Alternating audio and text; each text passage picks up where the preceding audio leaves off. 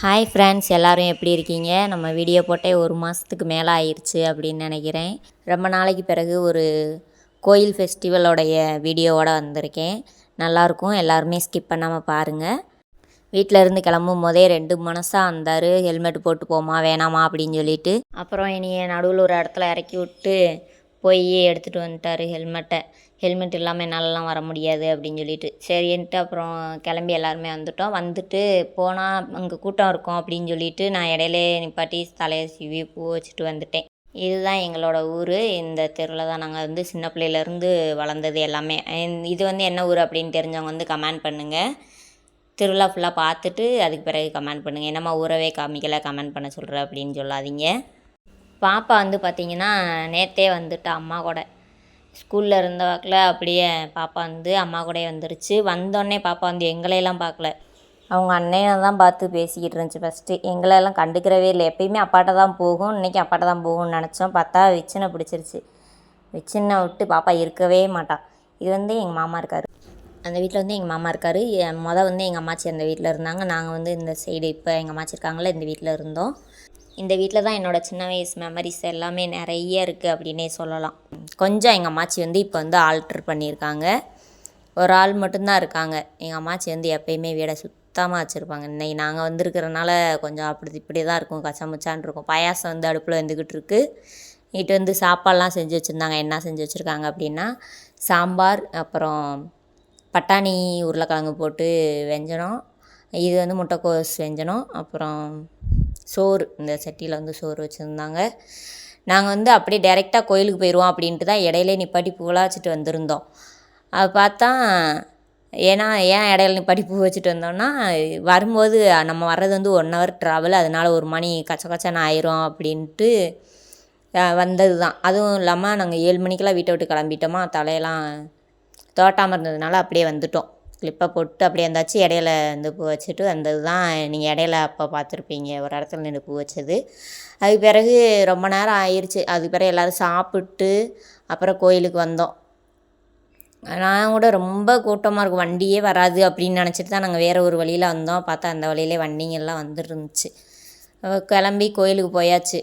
பாப்பா வந்து ஒரு நாள் 2 நாள் எங்களை விட்டு பிரிஞ்சிருந்தாலேயும் அடுத்து எங்களை விட்டு இறங்க மாட்டாள். அதனால் பாப்பா நான் தான் தூக்கிட்டு வந்துக்கிட்டு இருந்தேன். திருவிழா டயத்தில் பார்த்திங்க அப்படின்னா நம்ம யாரை பார்க்கணும் அப்படின்னு நினைக்கிறோமோ அவங்களெல்லாம், நம்மளோட ஃப்ரெண்ட்ஸுங்களெல்லாம் பார்க்கவே முடியாது. யார் வந்து இப்படி மூஞ்சியை திருப்பிக்கிட்டு போகிறாங்களோ அவங்கள தான் நம்ம பார்ப்போம். இந்த மாணிக்கு எக்ஸ்பீரியன்ஸ் உங்களுக்கு நடந்துருச்சு அப்படின்னா கமெண்ட் பண்ணுங்கள். விச்சின் வந்து எங்கள் மாமாட்ட இருக்கானா, அது வந்து எங்கள் அம்மாச்சி. அப்புறம் சரி வாங்க கோயிலுக்குள்ளே போய் நின்றுக்கலாம் அப்படின்னு சொல்லிட்டு உள்ளே போனோம்.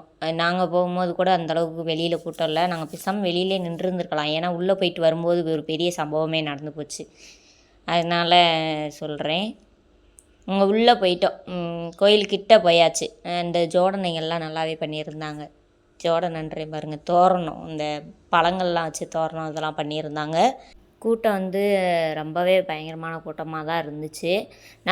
நாங்கள் போகும்போது அந்தளவுக்கு இல்லை, போயிட்டு வரும்போது தான் கூட்டம். நாங்கள் கொஞ்சம் வேகமாகவே போயிட்டோம் அப்படின்னு நினைக்கிறேன்.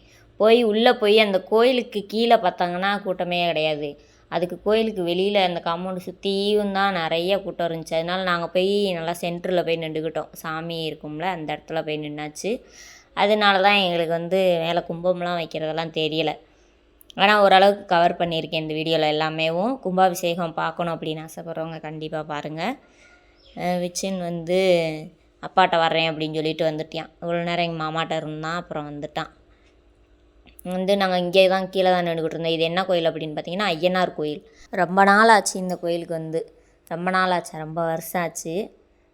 நாங்கள் சின்ன பிள்ளையிலலாம் பார்த்தா அந்த கோயிலுக்கு வந்து இந்த விநாயகருக்கு தண்ணி ஊற்றிட்டு எல்லா கோயிலுக்குமே போவோம் அப்படின்னு சொல்லிட்டு வந்து விளாண்டுக்கிட்டு தெரியும். சின்ன பிள்ளையில பார்த்திங்கன்னா கோபுரம் வந்து எங்களுக்கு நேராக மேலே இருக்குது.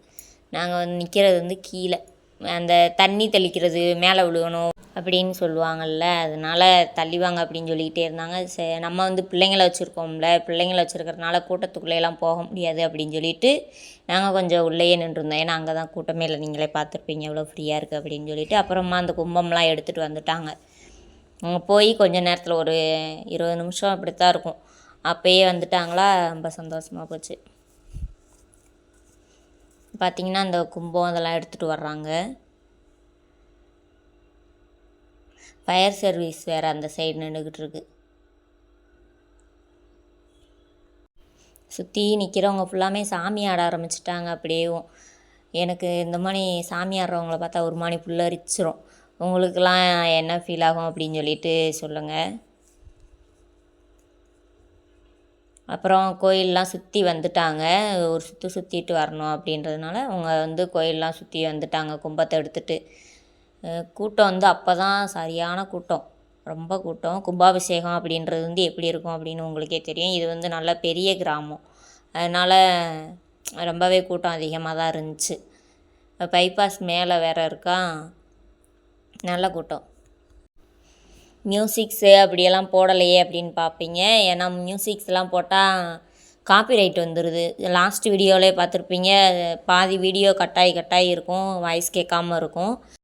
அது என்ன பிரச்சனையாயிருச்சு அப்படின்னு பார்த்தீங்கன்னா, நான் ஒரு ரூமுக்குள்ளே உட்காந்து தான் வாய்ஸ் ஓவர் கொடுப்பேன். வெளியில் டிவி ஓடிக்கிட்டு இருந்துச்சு. ஆனால் நான் கதவெல்லாம் நல்லாவே லாக் பண்ணியிருந்தேன். டிவியில் சவுண்டு மியூட்டில் தான் வச்சுருந்தோம். மஹால் இருக்குது நம்ம ஏரியாவில், வீட்டு பக்கத்தில் கொஞ்சம் மஹால் இருக்கிறனால அந்த சவுண்டு பயங்கரமாக கேட்கும். அதனால அந்த சவுண்டு கொஞ்சம் கேட்டிருக்கோம் அப்படின்னு நினைக்கிறேன். சவுண்டு கேட்காத அளவுக்கு எல்லா டோரையுமே லாக் பண்ணிட்டு தான் உட்காந்துருந்தோம். ஆனாலும் அது லைட்டாக ஒரு பாயிண்ட் கேட்டிருந்தா கூட அந்த மாதிரி இஷ்யூ ஆயிரும் போல். அதனால நம்ம வாய்ஸ் கொடுத்துருந்தோம்ல, அதுவே கட் ஆயிருச்சு.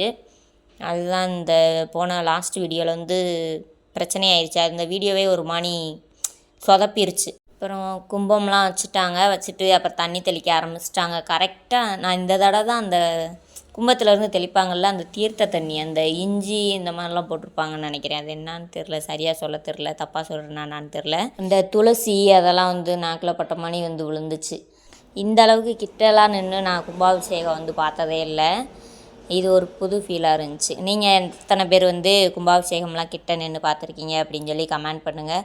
அங்கே பார்த்தீங்கன்னா அப்புறம் அந்த ஃபயர் சர்வீஸ்லேருந்து தண்ணி அடிப்பாங்கள்ல, அந்த மாதிரி அடிக்க ஆரம்பிச்சிட்டாங்க. பைப்லேருந்து சரியான தண்ணி. பிள்ளை நான் நல்ல வேலை அந்த சைடு தான் நிற்கலான்னு நினச்சேன். அங்கே நின்றுருந்தால் ஒரு மாதிரி குளிக்க வச்சுருப்பாங்க. பிள்ளைகள்லாம் தாங்காது எவ்வளோ தண்ணி ஊற்றுனா அப்படின்ட்டு தான் நான் உள்ளே நின்றுட்டேன். இருந்துச்சு நல்லா. முடிஞ்சதுக்கு பிறகு பார்த்தீங்க அப்படின்னா கிளம்பி போனதுக்கு பிறகு பார்த்தா ஒரு பொம்பளை ஷோல்டரில் கை வைக்கிற மாதிரியே வச்சுட்டு நகையாக்குற மாதிரியே வந்துட்டாங்க அப்படின்னு சொல்லிட்டு எங்கள் வீட்டுக்கார் பின்னாடி இருந்தது. அவங்க யாருமே தள்ளாத போது அவங்க தள்ளிக்கிட்டே வந்துருந்துருக்காங்க.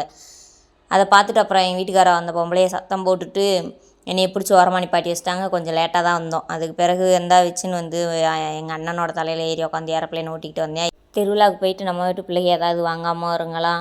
கண்டிப்பாக கிடையவே கிடையாது. ஏதாவது ஒன்று அங்கே கண்டிப்பாக வேணும்னு அழுகும்போது அந்த ஆள் இன்னும் 50 ரூபா சேர்த்து தான் வச்சு வைப்பாங்க. அந்த மாதிரியாக தான் ஆகி போயிடுச்சு. அப்புறம் வீட்டுக்கு எங்கள் மாமா பையன் இவங்கெல்லாம் சேர்ந்து விளாண்டுக்கிட்டு இருந்தாங்க. அது என்னமோ தெரில, அந்த ஊருக்கு வர்ற அன்னைக்கெல்லாம் கரண்டு போயிடும். ஒரு 4 மணி நேரம் 5 மணி நேரமாச்சும் கரண்ட் இல்லாமல் போயிடும். அன்றைக்கி அப்படி தான் 3 மணி நேரத்துக்கிட்ட கரண்ட் இல்லாமல் இருந்துச்சு. வெளியில் உட்காந்துருந்தோம். அப்புறம் கரண்ட் வந்தோடனே வீட்டுக்குள்ளே போய் கொஞ்சம் நேரம் எல்லோரும் ஆளாளுக்கு தூங்கிட்டாங்க. அப்புறம் எந்திரிச்சு வீட்டுக்கு கிளம்பிட்டோம். நாங்கள் டான்ஸ் எல்லாம் பார்க்கல, ஆனால் இது வேறு பிட்டிலேருந்து எடுத்து போட்டிருக்கேன். ஓகே ஃப்ரெண்ட்ஸ், இந்த வீடியோ பிடிச்சிருந்துச்சி அப்படின்னா நீங்கள் லைக் பண்ணுங்கள், ஷேர் பண்ணுங்கள், கமெண்ட் பண்ணுங்கள். மறக்காமல் நம்ம சேனலை சப்ஸ்கிரைப் பண்ணிடுங்க. இன்ன வரைக்கும் லைக் பண்ணாமே பார்க்குறீங்க, அதனால் ஒரு லைக் பண்ணி விட்டு பாருங்கள். அடுத்த ஒரு வீடியோவில் பார்க்கலாம். பாய்.